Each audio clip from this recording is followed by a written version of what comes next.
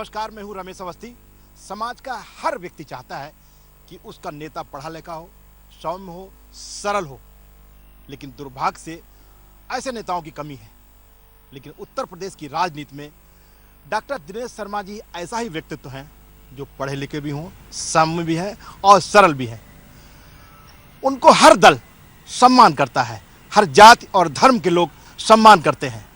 आज हमारे साथ हैं चुनावी दौरे पर। आज हम उनसे चुनावी दौरे पर चलने से पहले पूछेंगे कि क्या 2017 में जो भारतीय जनता पार्टी को प्रचंड बहुमत मिला था वो इस बार क्या दोहराया जाएगा। डॉक्टर साहब, 2017 में प्रचंड बहुमत मिला था भारतीय जनता पार्टी। देखिए, मुझे 2017 में भी लगातार प्रवास करने का, दौरा करने का, सभा करने का अवसर मिला था और मैंने उसमें करंट देखा था भारतीय जनता पार्टी के पक्ष में। और इस बार मैं हाई वोल्टेज करंट देख रहा हूँ बीजेपी के पक्ष में जी। और मैं समझता हूँ कि पिछले से बेहतर परिणाम इस बार आने को हैं जी। और जिस तरीके से स्वीकारता केंद्र और प्रदेश की सरकारों की बढ़ी है जी, और जो केंद्र प्रदेश सरकार के निष्पक्षता के साथ जो काम थे वो जन जन तक पहुँचे हैं, तो उन्होंने एक ऐसा मतदाता वर्ग तैयार किया है जो कभी विपक्ष का परंपरागत मतदाता हुआ करता था। आज उनमें सेंध लगी है और वो भारतीय जनता पार्टी की तरफ आकृष्ट हुए हैं। बगैर जाति धर्म के भेदभाव के जिस प्रकार से केंद्र प्रदेश सरकार की जो उपलब्धियां हैं वो पहुंची हैं, मैं समझता हूँ अभूतपूर्व है और निश्चित रूप में इसका लाभ सीधे तौर पर भारतीय जनता पार्टी के प्रत्याशियों को मिल रहा है जी। तो चलिए हम लोग चलते हैं डॉक्टर दिनेश शर्मा जी के साथ चुनावी सफर पर, और आज हम उनसे हवा में बात करेंगे लेकिन बात जमीनी हकीकत की होगी। चलते हैं चुनावी सफर पर।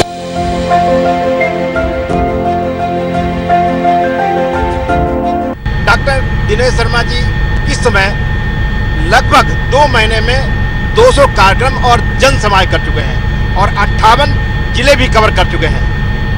आज हम डॉक्टर दिनेश शर्मा जी से कई राजनीतिक मुद्दों पर बातचीत करेंगे, लेकिन इससे पहले जान लेते हैं उनके राजनीतिक कैरियर के बारे में। नाम डॉक्टर दिनेश शर्मा। बीजेपी के प्रमुख नेताओं में शुमार दिनेश शर्मा का जन्म लखनऊ में केदारनाथ शर्मा के घर 12 जनवरी 1964 में हुआ था। लखनऊ में प्रारंभिक शिक्षा हासिल करने के बाद उन्होंने हार्वर्ड यूनिवर्सिटी से एमकॉम मनोविज्ञान और मानव विकास में पीएचडी की डिग्री हासिल की। राजनीति में आने से पहले दिनेश शर्मा लखनऊ विश्वविद्यालय में प्रोफेसर थे। दिनेश शर्मा ने प्रारंभिक राजनीति की शुरुआत छात्र जीवन से ही कर दी थी। पहली बार वो अखिल भारतीय विद्यार्थी परिषद से जुड़े और जीते भी। देश के पूर्व प्रधानमंत्री स्वर्गीय अटल बिहारी वाजपेयी ने साल 2006 में अपना आखिरी भाषण दिनेश शर्मा के लिए ही दिया था। दिनेश शर्मा 2008 और 2012 में लखनऊ के मेयर भी चुने गए। साल 2014 में लोकसभा चुनाव में बीजेपी की बम्पर जीत के बाद उन्हें पार्टी का राष्ट्रीय उपाध्यक्ष नियुक्त किया गया। यही नहीं, उन्हें गुजरात का प्रभार भी सौंपा गया। डिप्टी सीएम दिनेश शर्मा ने भारतीय जनता पार्टी के लिए कई महत्वपूर्ण कार्य किए। कुशल संगठनकर्ता को प्रधानमंत्री मोदी और गृह मंत्री अमित शाह का भरोसा हासिल है। साल 2017 में यूपी में बीजेपी को पूर्ण बहुमत मिलने के बाद उन्हें उप मुख्यमंत्री बनाया गया। पद संभालने के बाद इन्होंने जनता को सच्चा और सार्थक संदेश दिया। प्रदेश को शिक्षा व्यवस्था में नंबर 1 बनाने के लिए वो बहुत अच्छा काम भी कर रहे हैं। सरकार में आते ही डॉक्टर दिनेश शर्मा गरीब, युवाओं, किसानों के लिए काम करना उन्होंने शुरू कर दिया। एक साफ छवि वाले नेता और मिलनसार प्रवृत्ति की होने की वजह से दिनेश शर्मा आम जनता में काफी लोकप्रिय है।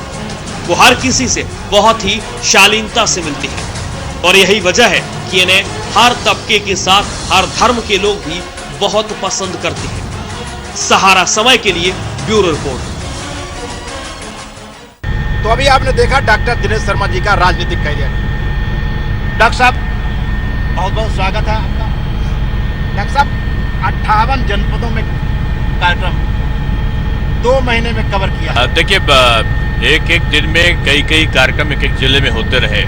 कहीं जनसंपर्क का है, कहीं बैठक का है, तो कहीं जनसभा का है, कहीं सम्मेलन का है। और ये विभिन्न दृष्टिकोणों में मैं समझता हूँ कि एक दिन में 2-3 कार्यक्रम 58 जिले में कर दीजिए तो लगभग 150 से 150 के आसपास कार्यक्रम होगा और 2 महीने से थोड़ा सा ज़्यादा समय लगा होगा। सभी हमारे कार्यकर्ता, सभी हमारे नेता लगातार पूरे 5 साल सक्रिय रहे। 5 सालों का तो अलग विवरण है कि हम लोग हर महीने कार्यक्रम करते रहे।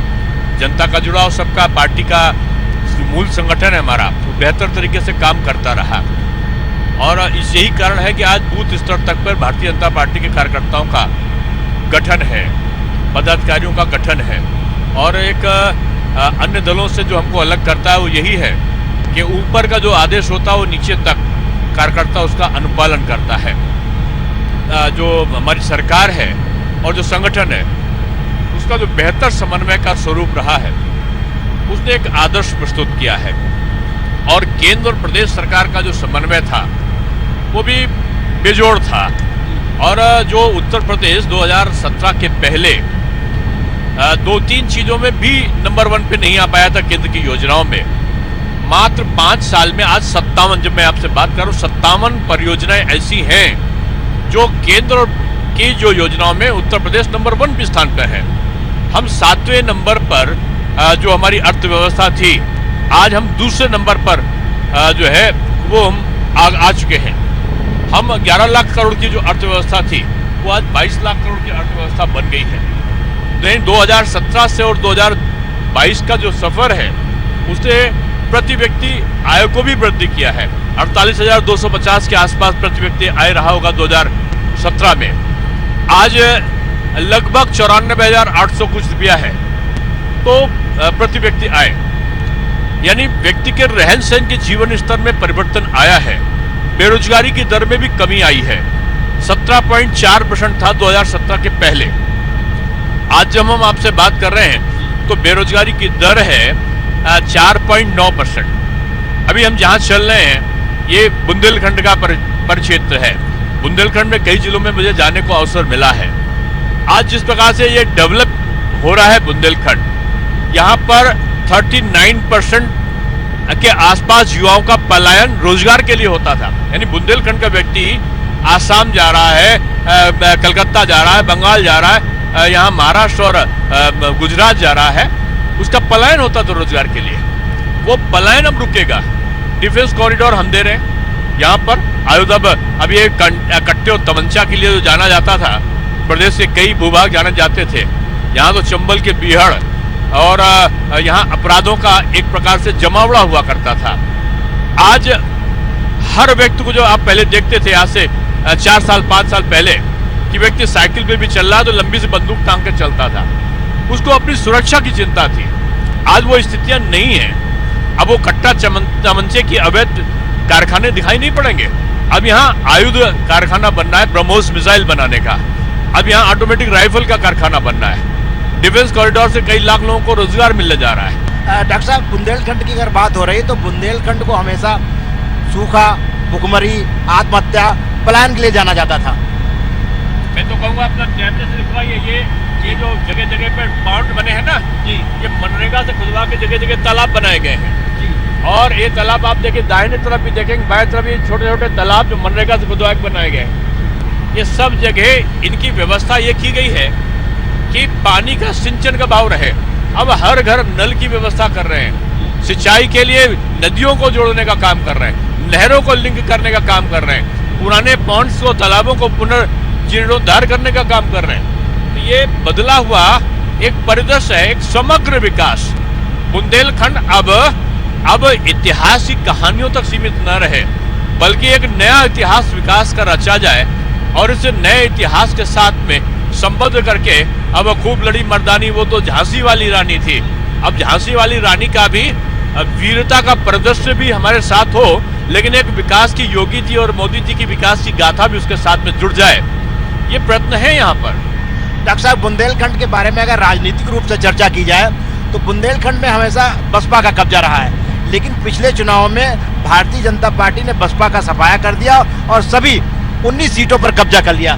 तो इस बार हम क्या माने कि कितनी सीटों पर भारतीय जनता पार्टी दोबारा कब्जा करे? देखिए, बसपा हो या कांग्रेस हो, इनके जो परंपरागत मतदाता हैं वो कभी नहीं चाहेंगे कि समाजवादी पार्टी का शासन हो, क्योंकि समाजवादी पार्टी के शासन काल में सबसे ज्यादा उत्पीड़न कहीं हुआ तो अन्य लोगों के साथ साथ, अन्य दलों के साथ साथ बहुजन समाज पार्टी के निचले स्तर के कार्यकर्ता और कांग्रेस के कार्यकर्ताओं के साथ भी हुआ। वो जानते हैं कि बहन जी अब सत्ता में नहीं आने वाली। कांग्रेस जानते हैं, कांग्रेस के मतदाता, कि अब कांग्रेस 10-20 साल तक सत्ता से दूर रहने वाला है। तो उनकी सहज पसंद जो है, जो विकास के कार्यों में बगैर भेदभाव के बीजेपी ने किया है, उससे उनकी स्वीकारता बढ़ी है। आज भाजपा का मतदाता है तो भी उसको आज मकान मिले हैं, तो भी उसको गैस सिलेंडर मिले हैं, किसी दल का कार्यकर्ता है तो उसको मिले। तो वो लोग सहज भाव में, बहन जी नहीं है तो अब वो भाजपा के साथ में दिखाई पड़ता है। इसलिए बुंदेलखंड की कोई भी सीट आप ये मानकर चलिए, पहले से ही बीजेपी के साथ में परंपरागत थे।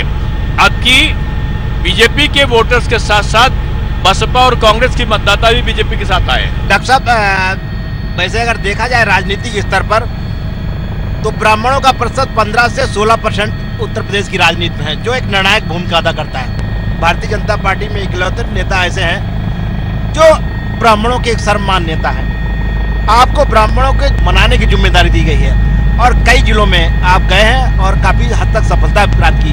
पहला तो प्रश्न ये सही नहीं है कि कोई नाराज है, बीजेपी से कोई नाराज नहीं है और बीजेपी से प्रसन्न होने वालों की संख्या लगातार बढ़ रही है। और आपको मैं फिर से कहूंगा कि ब्राह्मण एक ऐसा वर्ग है जो पूरे राजनीतिक परिदृश्य को बड़ी बारीकी से देखता है और निर्णय लेता है। और भारतीय जनता पार्टी के साथ पूरे तौर पर हर जाति और धर्म है। मैं बीजेपी का एक कार्यकर्ता हूं और मैं समझता हूं कि सभी जाति धर्म के लोगों से मुझे भी प्यार है और सब मुझे को भी प्यार करते हैं। और इस चुनावी सफर के बाद फिर हम आगे आपको ले चलते हैं।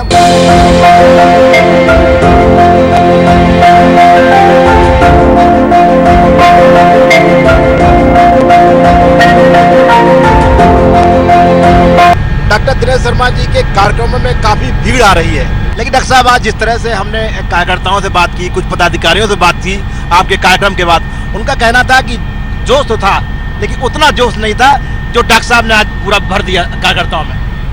देखिए भाई, जो चुनाव शुरुआत है ना, और चुनाव की शुरुआत में कार्यकर्ताओं के साथ तारतम्य में बैठाना, उनकी बात को सुनना। आपने देखा होगा कि हम लोग जब से आए हैं तो पहला कार्यक्रम मेरा यही था कि सारे लोगों से बात करके मैं आया था। जो लोग टिकटार्थी थे, जिन लोगों को दायित्व तो नहीं मिला है, पूरी सूची मेरे पास में थी और लगभग सभी लोगों से बात किया था। आज आप वही देख रहे थे, वही नारा लगा रहे थे, वही लोग जो से आज सारा मैनेजमेंट को संभाले हुए थे। यही बीजेपी की पहचान है कि हमारा कार्यकर्ता एक, जिसको कहना चाहिए कि वो बिल्कुल साधारण सीधा सच्चा कार्यकर्ता होता है। उसको कोई स्वार्थ नहीं होता, वो पार्टी के प्रति समर्पित रहता है, केवल सम्मान चाहता है। और अगर आपने उसको सम्मान दे दिया तो पूरी प्राण की बाजी लगाकर वो काम करता है। डॉक्टर साहब, जिस तरह आज से आपने ब्राह्मण भिक्षा ये शब्द आपने प्रयोग किया और एक नया नारा दिया, एक नया शब्द दिया, जिससे मैंने देखा कि भीड़ काफी उत्साहित थी। तो ये नया नारा आपने जो दिया है, इसका क्या प्रभाव पड़ेगा? नहीं, देखिए, मैंने पहले कहा कि ब्राह्मण जाति नहीं, एक श्रेष्ठ जीवन जीने का प्रवाह है जो भारतीय संस्कृति का प्रतिपादन करने पर, अपने देवी देवताओं का सम्मान रखने पर विश्वास रखता हो। लेकिन मुझे बार बार कई लोगों ने वहाँ पर संबोधित किया और कई पत्रकार मित्रों ने, आप ऐसे लोगों ने कहा आप तो ब्राह्मण वर्ग से आते हैं। तो मैंने इस बात को कहा है कि मैं कर्म से ब्राह्मण हूँ, जाति तो बाद में आएगी। मेरे कर्म, क्योंकि मैं अध्यापक हूँ और मैं पढ़ाता हूँ विश्वविद्यालय में, तो इसलिए कर्म से जो पठन पाठन की प्रक्रिया में वो ब्राह्मण है। और ब्राह्मण का तो अधिकार है भिक्षा मांगना। मैंने इसलिए दक्षिणा जो कथा कही है, तो कथा करने के बाद तो दक्षिणा मिलती ना, तो मैंने उनको अपने विकास कार्य गिनाए हैं और दक्षिणा मांगा है मैंने। और दक्षिणा है 23 फरवरी को जो यहाँ पर मतदान होगा, उसमें बीजेपी का कमल का बटन। और जनता ने किस तरह स्वीकार किया ये आपने देखा। ये सहज भाव है, ये क्रिया और संवाद है एक दूसरे के साथ, वो संवाद होता रहता है। डॉक्टर साहब, आपसे सिर्फ ब्राह्मण पर बात नहीं करना चाहिए, ब्राह्मण राजनीति में सिर्फ बात नहीं करना चाहिए। आप डिप्टी सीएम हैं उत्तर प्रदेश के, आप भारतीय जनता पार्टी के वरिष्ठ नेता हैं, तो इसलिए सब पे बात करनी चाहिए थी कि चूंकि एक ब्राह्मण सर्वमान ब्राह्मण लीडर के रूप में आप उभरे हैं, या पहले थी और निरंतर जो स्वीकारता आपकी बढ़ी है, इसलिए एक मजबूरी हमारी बनती है कि हम इसमें बात करें। 2017 में 1980 के बाद पहली बार विधानसभा में 36 ब्राह्मण विधायक बन के गए, जिसमें अकेले भारतीय जनता पार्टी की संख्या 48 थी, जो हमारी जानकारी है। तो क्या लगता है कि इस बार और ब्राह्मणों की संख्या बढ़ी है, क्योंकि ब्राह्मणों को टिकट दिलाने में आपका इस बार भी काफी रोल रहा है? नहीं, देखिए, मैं तो पार्टी का कार्यकर्ता हूँ और मैं चाहता हूँ सभी जाति सभी धर्म के लोगों की संख्या बीजेपी के विधायकों के रूप में बढ़े, और वो बढ़ेगी। और पिछला रिकॉर्ड हम लोग तोड़ेंगे। तो उस रिकॉर्ड में हर जाति बिरादरी का बढ़ रहा है वोट, क्योंकि हमने सभी जातियों को एक गुलदस्ता बनाया। मोदी जी का है ना कि एक फूल का गुलदस्ता अलग अलग रंगों का एक साथ मिलाइए तो खूबसूरत लगता है। तो हम लोगों ने वो फूल का गुलदस्ता जो अलग अलग जाति बिरादरी के दिखाई पड़ते हैं आपको, उनको एक साथ जोड़ा है। और ये जो गुलदस्ता है वही उत्तर प्रदेश के विकास का एक सूचक बनेगा, ये मापक यंत्र बनेगा। और आप देखेंगे हर व्यक्ति को जो हमने प्रतिनिधित्व दिया है, तो हर बिरादरी के ज्यादा से ज्यादा लोग जीत कर आएंगे। ये जो सपा बसपा कांग्रेस का जाति उन्माद का फार्मूला है, वो टाइम फिक्स होता दिखाई पड़ा है। आपने देखा ना कि अलग अलग जातियों का इन्होंने खेला और वो सब बेकार गया। अब यहाँ केवल विकास की एक ही वाद चल रहा है, यहाँ जातिवाद नहीं चल रहा है, यहाँ परिवारवाद और संप्रदायवाद नहीं चल रहा है। अब पूरे प्रदेश में एक ही वाद चल रहा है, वो है विकासवाद। डॉक्टर साहब, हालांकि सभी जातियों को लुभाने के लिए सभी पार्टियां निरंतर प्रयास कर रही हैं, लेकिन इस चुनाव में हमने देखा कि ब्राह्मणों पे ज्यादा फोकस कर रही हैं सभी पार्टियां। कोई परशुराम की मूर्ति लगवा रहा है, कोई मंदिर जा रहा है, कोई ब्राह्मणों का परशुराम जय परशुराम की नारे लगा रहा है। समाजवादी पार्टी ने मंदिर बनवा दिया परशुराम जी का। तो क्या इनको लगता है कि ब्राह्मण इस बार निर्णायक भूमिका में है? ब्राह्मण अपने देवी देवताओं का सम्मान चाहता है। काशी विश्वनाथ बाबा का कॉरिडोर का बनाना, चित्रकूट धाम का विकास परिषद बनाना, विंध्याचल विकास बोर्ड का परिषद बनाना, मथुरा विकास प्राधिकरण बनाना, अयोध्या को अंतर्राष्ट्रीय स्तर के अयोध्या नगरी के रूप में विकसित करना, रामलला का मंदिर के निर्माण की प्रक्रिया को प्रारंभ करवाना। आप क्या समझते हैं ये देवी देवताओं का सम्मान और भारतीय संस्कृत प्रतिपादन नहीं है क्या? सारे संस्कृत विद्यालय जो माध्यमिक के हैं उनमें संस्कृत के अध्यापकों को रख देना, संस्कृत परिषद का गठन करना, संस्कृत निदेशालय के लिए सारा पैसे को बजट को जारी कर देना, वहाँ पर तमाम विश्वविद्यालयों में संस्कृत के अध्यापकों को पदों का सृजन कर देना।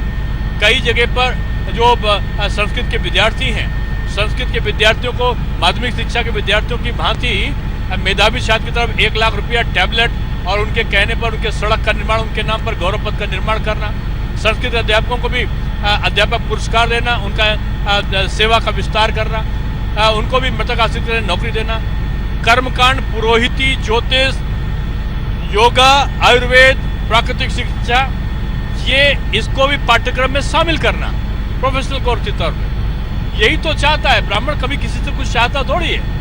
यही सारी चीजों की मांग करता, वो हमने किया है। मूर्ति लगा के आराधन करना एक अलग विषय है, वो भी हमने किया है।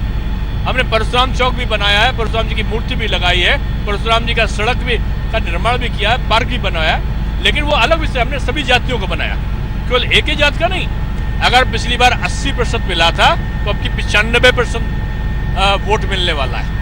शर्मा जी, जिस तरह से राम मंदिर की बात हो रही है, सभी पार्टियां जो राम से गुरेज भी करती थी, उनका नाम नहीं लेना चाहती थी, अब वो कह रही जब मैं सत्ता में आऊंगा तो राम मंदिर भारतीय जनता पार्टी से पहले बनवा दूंगा। पहले कहिए दर्शन तो करके आया मैं। क्या सोनिया जी दर्शन करने गई? आदरणीय अखिलेश जी दर्शन करने गए? आदरणीय मुलायम सिंह जी दर्शन करने गए? आदरणीय मायावती जी गई क्या? दर्शन करने से तो परहेज है, ये निर्माण क्या करेंगे? पतंगा पर नहीं मारेगा, कारसेवकों का गोली चलाने का ऑर्डर देंगे, वहां पर चिकित्सालय बना दो, वहां पर विश्वविद्यालय बना दो, पंचायत घर बना दो। कौन कहता था? वहां पर रामलला का अस्तित्व नहीं है, राम सेतु बंधु रामेश्वरम है नहीं। हाई कोर्ट में या सुप्रीम कोर्ट में एफिडेविट कौन देता था? कौन विश्वास करेगा इन पे? डॉक्टर साहब, जिस तरह से भारतीय जनता पार्टी ने, आपकी सरकार ने, जो प्रदेश में दंगे होते थे, सांप्रदायिक दंगे होते थे, अपराध बढ़े थे, उनमें काफी कमी आई है। इसका कितना फायदा मिलने वाला है पूरे प्रदेश में? देखिए, 700 के आसपास दंगे हुए थे 2012 से 2017 के बीच में। छात्रों संबंधी भी थे, व्यापारियों संबंधी भी थे, जातिगत विवाद के भी थे, सांप्रदायिक विवाद के भी थे, और 250 के आसपास बसपा सरकार में थे। बीजेपी सरकार में एक भी दंगा नहीं हुआ। क्यों? क्योंकि ये निरपेक्ष सरकार है, तुष्टीकरण किसी का नहीं, न्याय सभी के साथ, और कानून व्यवस्था सर्वोपरि, जीरो टॉलरेंस कानून व्यवस्था के बारे में, यही नीति विजय हुई है। डॉक्टर साहब, 58 सीटों के प्रथम चरण में चुनाव हो चुका है। आपने पश्चिमी उत्तर प्रदेश में भी काफ़ी दौरे किए हैं। 53 सीटें थी आपकी, और इस बार जो चुनाव हुआ है, क्या लगता है कि भारतीय जनता पार्टी अपना पुराना इतिहास यानी कि 53 सीटें फिर दोबारा जीत रही है या कुछ लूज कर रही है? और अगर लूज कर रही है तो क्या किसान आंदोलन का कोई इसमें इफेक्ट है? एक ही आंदोलन है, वो है विकास आंदोलन, और विकास आंदोलन की बयार वही है। पश्चिमी उत्तर प्रदेश भाजपा की विजय का इतिहास लिख रहा है, और पहले से ज्यादा सीट बीजेपी की आएगी। किसान आंदोलन का कितना फर्क मानते हैं वेस्टर्न यूपी में? किसान बीजेपी के साथ है। जिस तरह गांवों में उसने स्वीकार किया है बीजेपी को, वही हमारी विजय का आधार है। जो गठबंधन हुआ है आपका जनता से, निषाद पार्टी से और अपना दल से, इसका कितना फायदा पार्टी को मिलने जा रहा है? कहीं कहीं जो भारतीय जनता पार्टी के कर्मठ कार्यकर्ता थे वो टिकट से विरत हो गए, टिकट उनको नहीं मिल पाई, उनमें थोड़ा गुस्सा है, उनके साथ कुछ अन्याय हुआ है। नहीं, गठबंधन का जो विषय होता है उसमें कुछ न कुछ विषय आते हैं जिन पर विचार की आवश्यकता होती है, लेकिन हमारा जो सहयोगी हैं उनसे हमारा मजबूत गठबंधन है, और गठबंधन के हमारे सहयोगी भी और बीजेपी दोनों जीतेगी। कर्नाटक का जो विवाद, एक कंट्रोवर्शियल विवाद कर्नाटक से निकलकर अब यहाँ उत्तर प्रदेश में भी आ गया चुनाव में, इसका क्या फर्क पड़ेगा? नहीं, उत्तर प्रदेश में कोई विवाद नहीं है। स्कूल अपने हिसाब से अपनी जो ड्रेसेज हैं, स्कूल की ड्रेस बच्चों की, छात्रों की, वो तय करते हैं, लेकिन हमारे वहाँ कोई विवाद नहीं है। और फिर इस विषय पे मुझे इसलिए कुछ नहीं कहना, क्योंकि ये विवाद ऑलरेडी सुप्रीम कोर्ट के अंतर्गत है, वो जो निर्णय देंगे वो मान्य है। डॉक्टर साहब, पहले ऐसा माना जा रहा था 1 महीने पहले की जो किसान आंदोलन है उसके कारण पश्चिमी उत्तर प्रदेश में काफ़ी नुकसान हो रहा है। उसके बाद वहाँ की कमान अमित शाह जी ने संभाली, तो क्या लगता है अमित शाह जी के कमान संभालने के बाद वेस्टर्न यूपी में 1 साल से पहले जो एक महीने से पहले जो स्थिति थी उसमें काफ़ी सुधार हुआ है? निश्चित रूप में पूरे नेतृत्वकर्ता के रूप में है माननीय अमित शाह जी, और हमारे पूरे संगठन को, आदरणीय नड्डा जी को, आदरणीय मुख्यमंत्री जी को, सभी को मैं कहूँगा माननीय प्रधानमंत्री जी के नेतृत्व में जो लोग भी मार्गदर्शन में काम कर रहे हैं, ये सामूहिक नेतृत्व है बीजेपी में, और उस नेतृत्व के आधार पर हमारी चुनावी यात्रा चली है। कौन सा ऐसा खास मुद्दा है डॉक्टर साहब जो इस चुनाव में सबसे ज़्यादा हावी है और जिसका फायदा भारतीय जनता पार्टी को मिल रहा है? नहीं, हमारे तो हर क्षेत्र में हमने काम किया है। कानून व्यवस्था और डेवलपमेंट प्रोसेस, जो विकास है, वही हमारा आधार बना है। विपक्ष का कहना है, विशेष रूप से समाजवादी पार्टी का कहना है कि जिस पिछली बार जो गठबंधन के साथी भारतीय जनता पार्टी के साथ थे, आज वो हमारे साथ हैं, इसलिए हमारा गठबंधन मजबूत है और हम भारतीय जनता पार्टी को इस चुनाव में शिकस्त देंगे। पहले भी उनके साथ बहुत बड़े बड़े गठबंधन थे। पहले तो कहते थे कि भारत के इतिहास का सबसे बड़ा गठबंधन था, जिसको महागठबंधन कहा, और छोटे दल भी उनके साथ थे, और कांग्रेस भी बाहर से उनको समर्थन दे रहा था। उससे बड़ा गठबंधन नहीं हो सकता। इसलिए अब जो गठबंधन है उसका तो कोई अहमियत ही नहीं है। पहले जो गठबंधन करके ये लोग हार की प्रैक्टिस कर चुके हैं, अब ये सबसे बड़ी हार की तरफ जा रहे हैं। 2017 और 2022 में अगर 5 साल के कार्यकाल में हम देखें तो सरकार की ऐसी कौन सी 3 बड़ी उपलब्धियां रहीं जिनको आप गिनाना चाहेंगे, जिनको आप जनता को बताना चाहेंगे? देखिए, स्वास्थ्य के क्षेत्र में, शिक्षा के क्षेत्र में, कानून व्यवस्था के क्षेत्र में अभूतपूर्व कार्य हुए हैं, और जो डेवलपमेंट प्रोसेस है उसने भारत को दूसरी सबसे बड़ी अर्थव्यवस्था के रूप में खड़ा किया है। 2 लाख रुपए का जो बजट था वो आज 6 लाख करोड़ से भी ऊपर का पहुंच चुका है। 11 लाख करोड़ की अर्थव्यवस्था आज 22 लाख करोड़ की अर्थव्यवस्था बन चुकी है।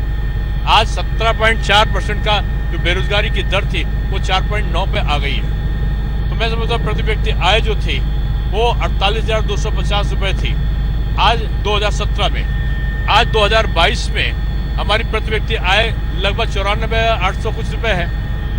तो ये बदलाव है, यही हमारा अचीवमेंट है। डॉक्टर साहब, समाजवादी पार्टी हो, चाहे कांग्रेस हो, चाहे भारतीय जनता पार्टी हो या अन्य दल हो, सभी ने अपना घोषणा पत्र जारी किया है और सब में लगभग समानता है, थोड़ा बहुत कुछ ज़्यादा है। क्या आपको लगता है ऐसी कौन सी खास चीज़ है जो भारतीय जनता पार्टी के घोषणा पत्र में अलग है, जो जनता को प्रभावित करेगी, उसके आधार पर जनता बीजेपी को वोट देगी? देखिए, जो हमने घोषणा पत्र जारी किया उसी के बाद उन्होंने कट पेस्ट करके सारे दलों ने उसी को जोड़ दिया, एक दो पॉइंट।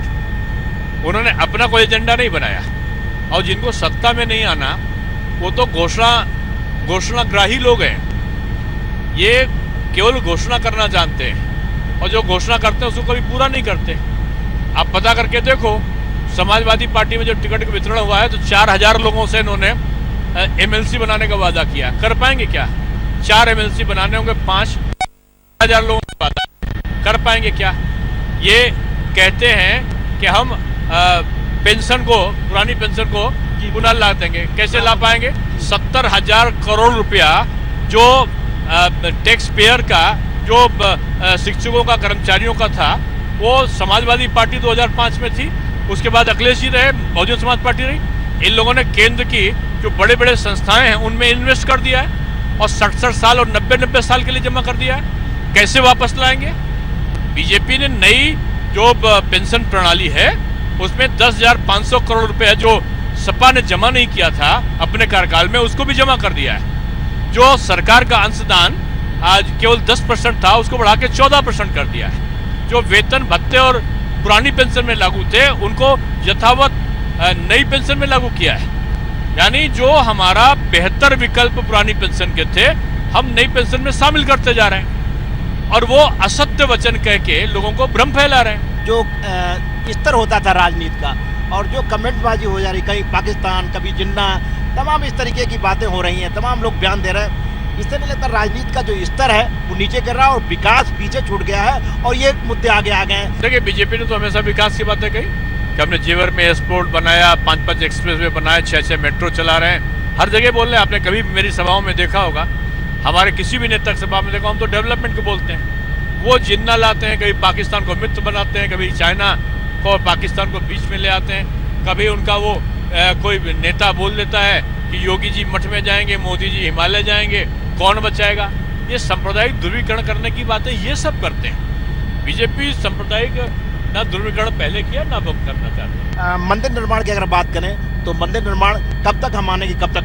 नहीं, तो समयबद्ध चल रहा है और जोर शोर से चल रहा है, और अभी तो 100 सालों के लिए नहीं, तो हजारों साल के लिए बन रहा है। डॉक्टर साहब, पिछली बार आपको स्पष्ट और विशाल बहुमत प्राप्त हुआ था, बड़ा बहुमत प्राप्त हुआ था। इस बार आप कितना मानते हैं कि कितनी सीट भारतीय जनता पार्टी ला रही है? और पिछला रिकॉर्ड टूटेगा। सपा, बसपा, कांग्रेस का पूरा तीनों मिला लो, 100 का योग नहीं होगा। बीजेपी अपने रिकॉर्ड को तोड़ेगी। ये थे उत्तर प्रदेश के deputy CM doctor Dinesh Sharma ji. Dinesh Sharma ji के साथ आज हमने कई जनसभाओं का भ्रमण किया। उनकी सभाओं में काफ़ी भीड़ दिखी। उनका कहना है कि उत्तर प्रदेश विकास की राह पर चल रहा है, और सभी विपक्षी दलों को मिलाकर 100 का आंकड़ा पार नहीं करेंगे। आज इस कार्यक्रम में इतना है, आगे देखते रहिए सारा।